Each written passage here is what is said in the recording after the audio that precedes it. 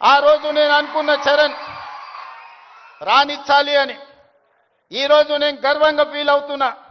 నా కళ్ళ ముందరనే స్కూల్ నుంచి కాలేజ్ నుంచి రియల్ లైఫ్ నుంచి రియల్ స్టార్ లాగా ఫిల్మ్ ఇండస్ట్రీలో రాణించి ఈరోజు RRR ద్వారా ఆస్కర్ అవార్డుని సాధించి దేశానికి ఒక గౌరవాన్ని తెచ్చిపెట్టింది. అది అంత ఆశామాసిగా వారు సాధించిన విజయం కాదు.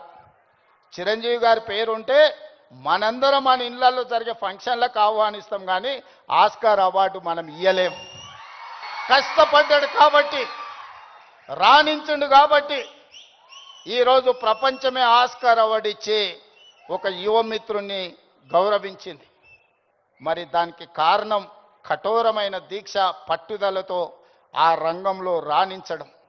అందుకే మీ అందరికీ ఈరోజు సినిమాలలో వాళ్ళు పోషించే పాత్రలు కాదు, రియల్ వాళ్ళ లైఫ్ని ఆదర్శంగా తీసుకోండి.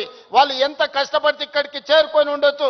విజయ్, నేను అప్పుడప్పుడు చెప్తా ఉంటా మీకు అందరికీ, నల్లమల అడవులో నుంచి నేను ఇంత దూరం వచ్చా. ఒక ZPTC, MLC, MLA, MP, Congress president, ముఖ్యమంత్రి 16 సంవత్సరాలల్లా ఒక్కొక్క అడుగేసుకుంటూ 2016లో నేను మొదలుపెట్టిన ప్రయాణం 2023 తెలంగాణ రాష్ట్రానికి ముఖ్యమంత్రిగా ఈరోజు బాధ్యత చేపట్టిన.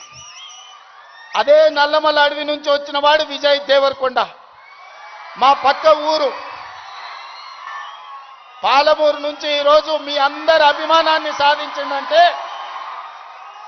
కష్టం లేకుండా, కమిట్మెంట్ లేకుంటే ఇంత దూరం రారు. వాళ్ళ నిజ జీవితాలను ఆదర్శంగా తీసుకోండి.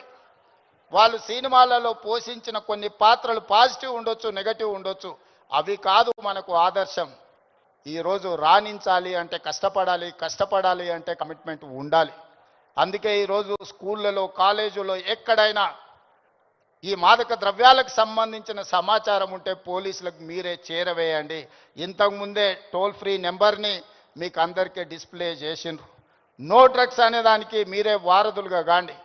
ఇన్ఫర్మేషన్ వ్యవస్థనే పోలీస్ వ్యవస్థను బలోపేతం చేస్తుంది. ఈరోజు నియంత్రించాలి అంటే సమాచారం ఉండాలి. సమాచారం ఉండాలి అంటే ఆ సమాచారం కాలేజీలలో చదువుకుంటున్న విద్యార్థులు, పాఠశాలల్లో చదువుకుంటున్న విద్యార్థులు టోల్ ఫ్రీ నెంబర్కు మీరు సమాచారం అందించండి. తప్పకుండా వాటిని నియంత్రిస్తాం. ఈ వేదిక మీద నుంచి పాఠశాల, కళాశాలల యజమానులకు కూడా నేను సూచన చేస్తున్నా, రేపు మీ కళాశాలలో ఇట్లాంటి అసాంఘిక కార్యక్రమాలు జరిగితే దానికి మీరే బాధ్యత వహించాల్సి ఉంటుంది. ఎందుకంటే తల్లిదండ్రులు మీ మీద నమ్మకంతో, విశ్వాసంతో లక్షలాది రూపాయలు ఫీజులు చెల్లించి పిల్లల్ని మీ పాఠశాలలు, మీ కళాశాలలకు పంపిస్తే మీరు చదువు చెప్పడంతోనే మీ బాధ్యత అయిపోయింది అనుకుంటే కుదరదు. వాళ్ళు ఏ విధంగా వ్యవహరిస్తున్నారో, వాళ్ళు ఎలాంటి వ్యసనాలకు లోనవుతున్నారో పర్యవేక్షించాల్సిన బాధ్యత యాజమాన్యాల మీద ఉన్నది. రాబోయే రోజుల్లో మా డీజీపీ, నా యాంటీ నార్కటిక్స్ అధికారులకు నేను ఆదేశాలు ఇస్తున్నా. ఏ కళాశాల, ఏ స్కూలు ప్రాంగణంలో ఎక్కడైనా గంజాయి, డ్రగ్స్ ఆనవాళ్లు దొరికితే యాజమాన్యాలను కూడా కేసుల్లో పెట్టండి. వాళ్ళ బాధ్యత మనము